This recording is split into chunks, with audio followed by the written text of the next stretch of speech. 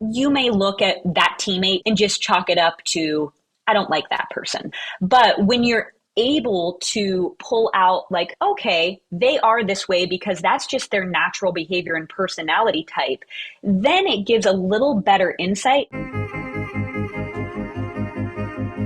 I'm Alysha Dominico, host of the Company Growth Podcast and CEO of Tangible Words. In this limited series, Books to Help You Grow, I'm sharing the books that have unlocked the most ideas for Tangible Words and our clients. While I recommend these books all the time, in each episode, I'll help you assess if the book will help you grow.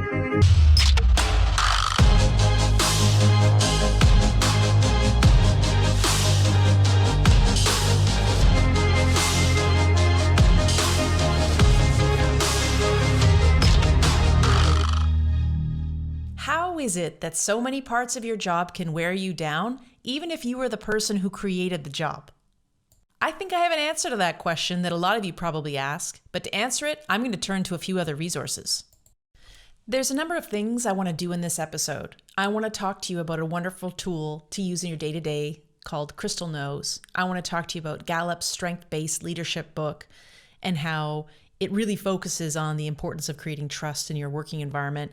And I also want to talk about Patrick Lencioni's book, 6 Types of Working Genius.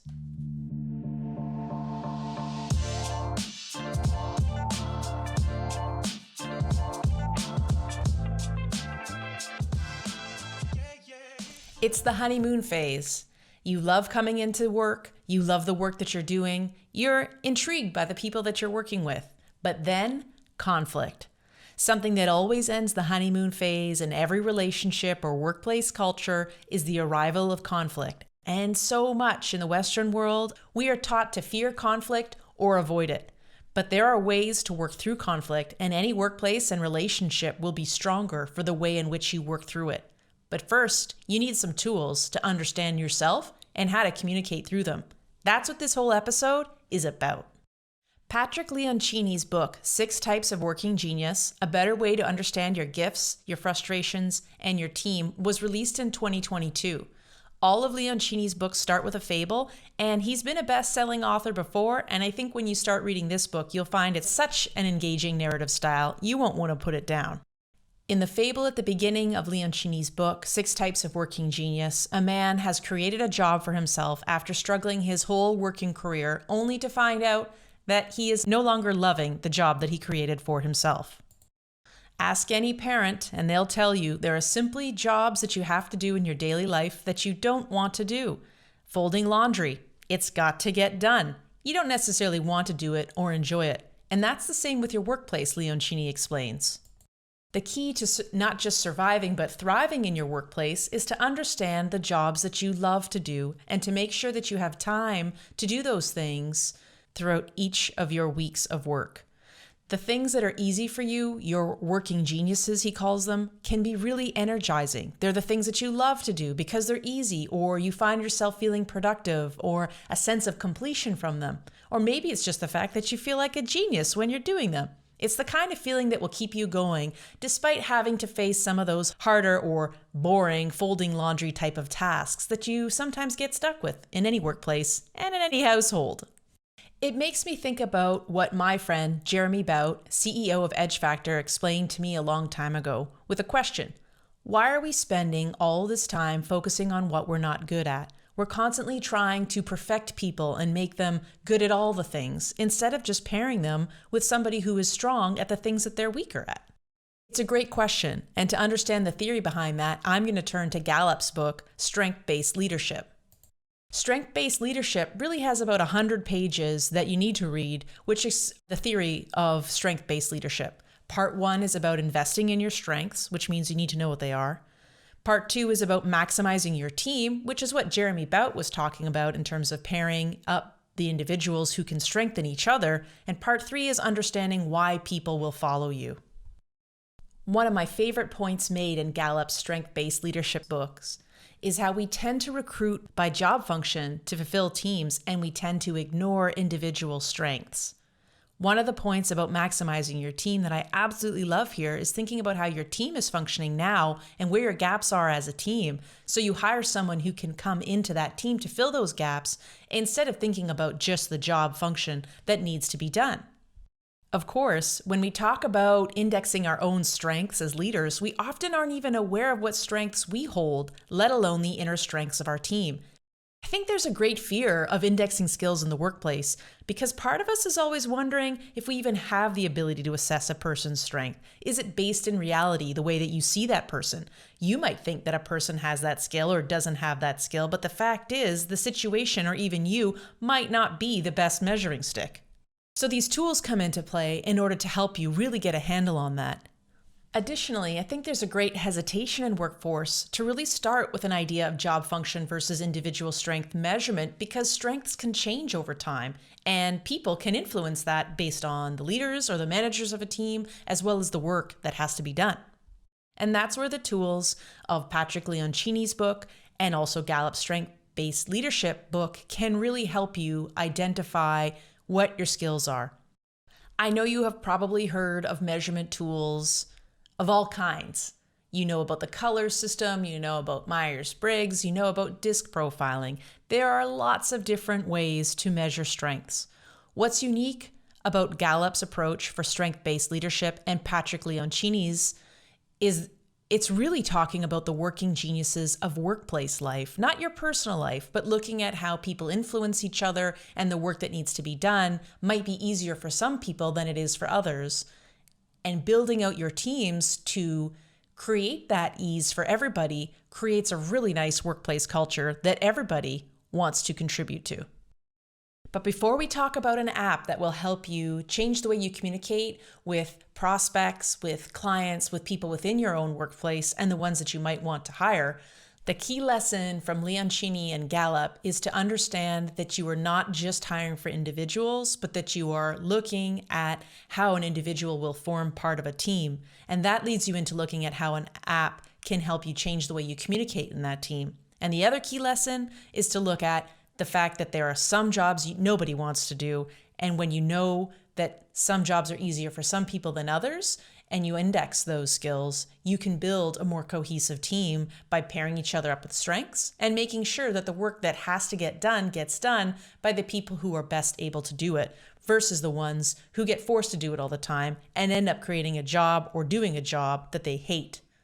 And I know you're probably listening and thinking, Alysha, for all of these different tools that we have, isn't there an app for that? And yes, there is. Enter Crystal Knows, the platform that will allow you to change the way you communicate and adapt it for the person that needs to hear it.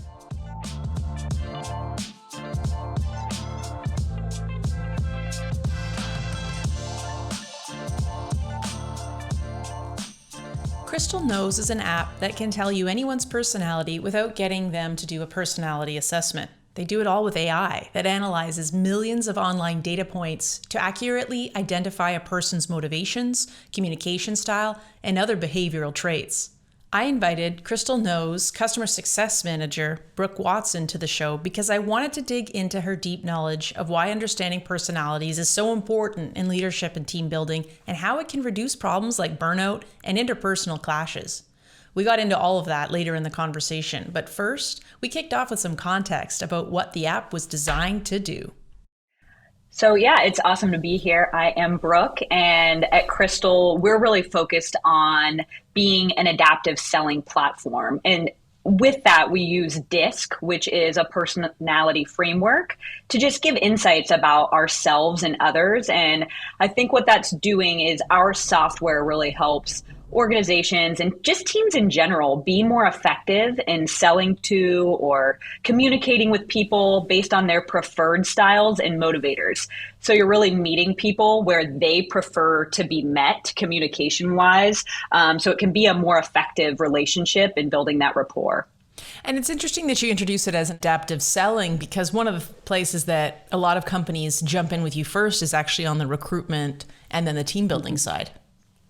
Yeah, absolutely. So we have made more of a shift to sales organizations being our prime client. We just found that they are receiving our software more effectively because they are jumping into prospecting and outreach with people that they likely don't know anything about. And yeah, you can do the research on the back end and look up things via their social media and LinkedIn, but we're really solving the problem of kind of doing that work for you quickly by making a prediction of their personality. So you know how to communicate with that person, in the way, like I mentioned before, the way they like to be communicated with, understanding their motivators, their strengths, their blind spots. And it just makes it an easier first step when you're jumping into a communication with that person. Let's talk more about how people have communication preferences. Like, why is that so important about communicating the way that somebody is going to be able to hear you and what you're actually saying to them? Over 80% of Fortune 500 companies use DISC in some aspect to that point, because it's really important to understand the people you're communicating with, your team members. One, so you can build a culture of empathy by actually adapting your behavior, your communication style to that person you're communicating with. And then on the flip side, just having a better understanding in that self-awareness component, so you know where your strengths and blind spots are, that you can adapt your behavior accordingly. So I think that's where Crystal really makes a big difference by providing those insights for you. It gives you that self-awareness that is hard to attain. You know, everyone Absolutely. sort of is going along, doing their best, trying to do their best in communicating, and everyone thinks they're doing a good job, or they hope they are, but there's always these spots we can't see. And so Crystal illuminates it. And I had said to you, I challenged you on the whole DISC concept, but I thought it was interesting that Crystal doesn't just rely on DISC. Yeah, we have multiple personality assessments. So some that you're familiar with, maybe like the Strengths Finder or 16 Personalities, which is like Myers-Briggs, in the Enneagram. But we really do pull our insights from DISC because we find that it's more actionable. The other personality assessments are helpful for the self-awareness component, but DISC can actually put action steps in place for you to adapt your behavior accordingly, like we mentioned before, when you're communicating with other people. So you're not just focused on your natural behaviors, you're pivoting to how they prefer to be communicated with. And we've had lots of great conversations in our interviewing process where we use Crystal to be able to say, look, when you filled in your candidate assessment, it said you were this type, you were likely to not enjoy blunt criticism, but that's something that, we do a lot of at Tangible Words because we're moving fast and we're critiquing work all the time and we're critical thinkers. So we've had a conversation with the candidate about how does that resonate with them, that assessment? Mm-hmm. And they're able to say, I was surprised about that. Or maybe it's something they've known about themselves for a long time and they've been working on.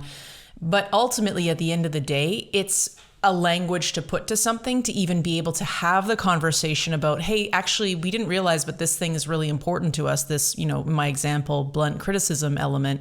Let's make sure that that's going to be comfortable for you so that we start the relationship off knowing that this job is going to be a better fit. You hit the nail on the head there.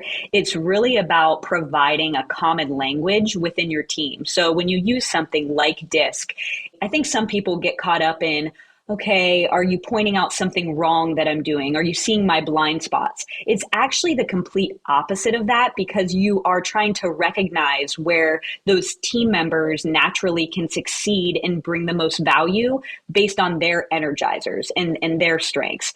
So having that common language surrounding that and being able to go into, a feedback session, a one-on-one with one of your team members, and being able to give that feedback in the way they best hear it and perceive it, is really helpful when you have something like Crystal to give you those insights. Otherwise, you're kind of flying blind and typically going into that communication in the way you would want to hear it. And everybody's personality is different. They're going to receive it in different ways, and people need different things from you to feel valued and want to be a part of your team. One of the things that I also challenged on this assessment was it's pulling from your LinkedIn profile. And that might not be an exact same DISC profile that you might complete for yourself. However, after talking with you, I realized that actually it doesn't really matter because how you communicate on LinkedIn shows a level of comfort with that communication style. Absolutely. And so really we are working towards more globally enriched data. So we're pulling from a lot of places other than LinkedIn. But what we have found in our millions of assessments that people have taken via Crystal since our beginning is that there are common keywords, common roles, common responsibilities, things that tend to feed into your natural personality type because you're going to gravitate towards things that feel natural to you. So the prediction is a best guess. It's not a silver bullet, but it's more information going into a situation with somebody than you maybe had to begin with. And then as you get to know someone and understanding DISC, having that background, you can adapt your behavior based on little nuances in their communication style you pick up on. It's really about thinking about that goal that you both want to get to, which is success or which is project completion or whatever it is. And so being able to communicate in a way that you can both be heard, I think is really, really important to get you to that goal of success. Yeah, absolutely. And you brought up a good point earlier just about acknowledging those strengths in your team members. And I think that's a huge piece of just being a strength-based leader is one, you're recognizing what you bring to the table, but then you're recognizing what your team members bring to the table and that you can kind of hold them accountable or set them up for success by kind of mentoring them or pushing them towards those strengths. Maybe something that they don't necessarily see in themselves, but something you acknowledge by using different, personality assessments, whatever it may be, just your observations of their strengths in the workplace. Because I do think that at times leaders can just assume that their strengths are everyone's strengths and kind of get in that rut. But that's why it's so important to build these balanced teams that, have different strengths, have different blind spots, and have different energizers. So you're not all looking at the problem in the same way. And I think that's something that is helpful in every relational situation, not just within the workplace. Yeah, absolutely. And to pair up the teams, like we've been using the team features on Crystal to pair up the teams with people who would be strong, but also to provide support to be like, collectively note taking might not be your team's support. That doesn't mean we have to disband the team. It just means let's give them some strategies for how to compensate for that. Yeah, absolutely. And I think it's really about as humans, we're capable of everything, right? It's not that there's things that we can't necessarily do. It's just that there are different tasks or responsibilities that we are going to be more naturally, energized by or more naturally driven by. And so when you set people up within their roles with those specific tasks, it's going to create an environment and a culture that's just happier and more efficient and more effective. And there's going to be less burnout. For example, I am an I-type personality when it comes to the DISC framework. And so things that are, more innovative and creative and just brainstorming and just connecting with other people, those are things that are going to naturally just energize me and where I like to spend my time. But, if I am looking at tasks that might pop up that are on the opposite side of the DISC wheel. So looking at, more of those C-type, conscientious type personalities, tasks that go with that are more like, analyzing data, spreadsheets, combing through budgets. If those are things that are a part of my everyday, I am going to start to get burnt out because that's just not my natural wheelhouse and where I prefer to put my energy. So recognizing that within your team members and putting them in positions where they can naturally succeed and evolve is, I think, a huge piece of understanding personality types.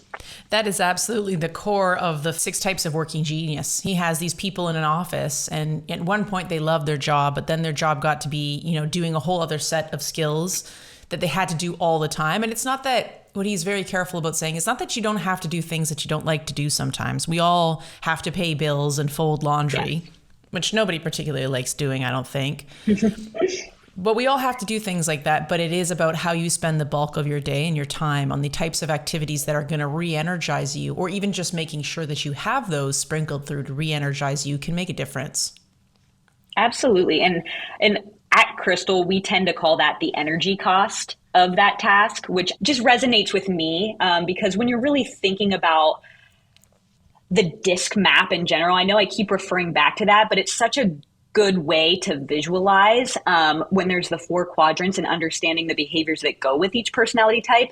If you're having to drive across the disc map every day for tasks that are outside of your natural personality type, it's going to take a lot more gas, right? So you're going to drain yourself a lot quicker than you would if you're kind of staying within your wheelhouse and doing the things that you enjoy.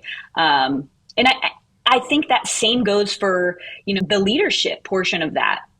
As a leader, I feel like people assume or expect that you have to be an expert at all the areas of your business, right? But that's why you're setting yourself up with a team of people who can fill in the areas that might be your blind spots. So you're not becoming burnt out and inefficient within your role, and you can really continue to focus on building an effective team.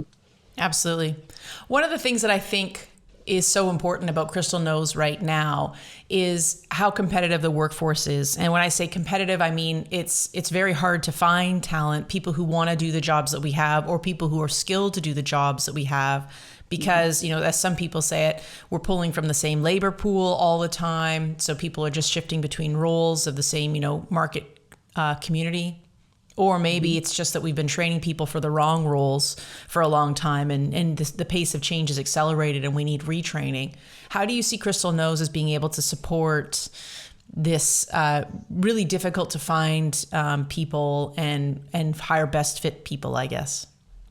Yeah, that's a great question. And I think a lot of that stems back to those things we've already talked about. I think putting a common language in place where your team is already kind of in the loop on their own personality type. And then if you're hiring for a specific role and there are certain responsibilities within that role, just like any job description would have, you're going to be able to kind of pull some of those keywords, and Crystal actually helps you do this in a part of our platform, pull some of those keywords to find what the ideal personality type would be for that role. So therefore, you're finding people who are the best fit, not rolling people out per se based on their personality type, but finding people who are going to be energized and are naturally fit to those responsibilities in that role. So that's something that Crystal provides and helps with in a portion of our platform. And on the other side of that, once those candidates or people are hired, then having the awareness of their personality type, how they might fit with their manager, their leader, how they might collaborate best with other team members, what strengths they bring to the table.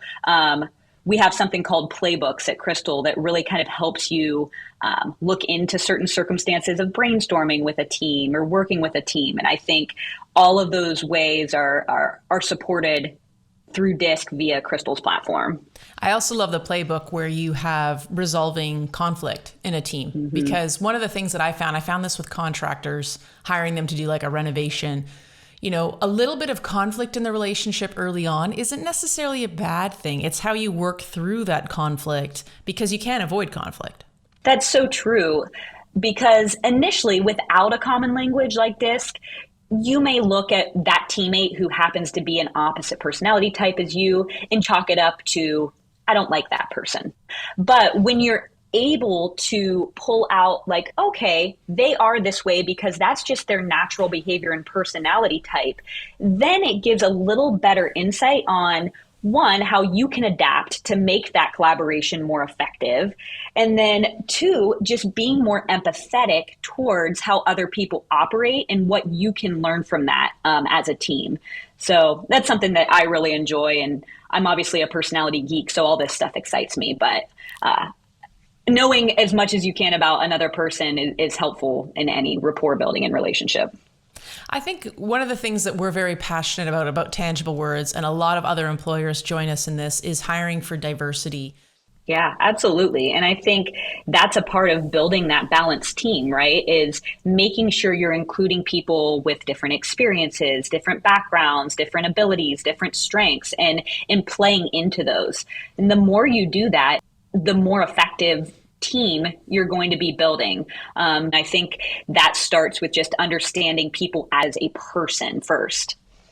Well, it's a trap you can easily fall into. I'm a D on the disc profile, a driver, and I just, there's people that you just get along with, and you can chat forever, or you just, you make a project happen and you both approach it the same way, and it's just so easy. And so one of the things that I've been curious about is, why is it so easy to talk to that person, or why do we get along so well? And it's often because we're both Ds. And I don't know if every profile has that, or if that's a total, a D trait, but I do think it's useful for that awareness of being like, oh, but that doesn't mean that I can't also work really successfully with these other people who might be actually better suited to this role that I need to hire for. And a lot of companies hire that way, right? The owner hires the people that they get along with, they communicate naturally, but it can be to the detriment of the company, because you actually need someone who is details oriented, which is one of the gaps of the D personality, is that we can tend to not be very detail oriented. And it's interesting that you tend to gravitate towards other D-type personalities, because at times, similar personalities, especially being that competitive driving force like you are as a D-type, can cause you to butt heads with other D-types who have that same competitive energy. But like you mentioned, there are personality types that tend to be a little bit more compatible. Now, of course, we know everyone can work together when you understand each other and you're putting in that culture of empathy and whatnot.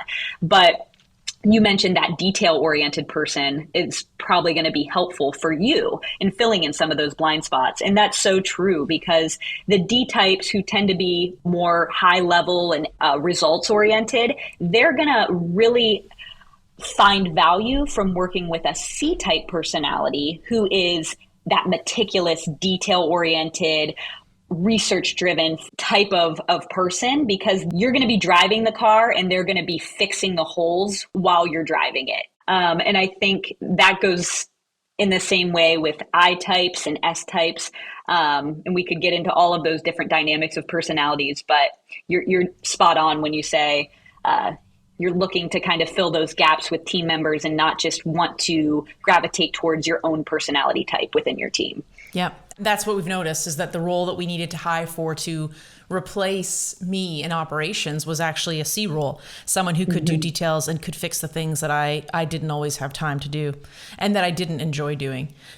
So it has been a gap filler for us 100%, even at a small company like Tangible Words, where we consider ourselves, boutique-y. We keep a staff generally of under 15 people. I love that you kind of saw that within who you needed to fill the gaps with based on personality types of what you were looking for. For more information on strengths-based leadership from Gallup, visit store.gallup.com. Find more episodes of the Company Growth Podcast on YouTube or at anchor.fm/Company Growth Podcast, or wherever you listen to podcasts.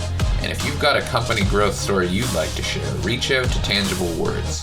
We'd love to hear your story and use it to inspire others to beat their own company growing pains. Until next time, thank you for listening to the Company Growth Podcast.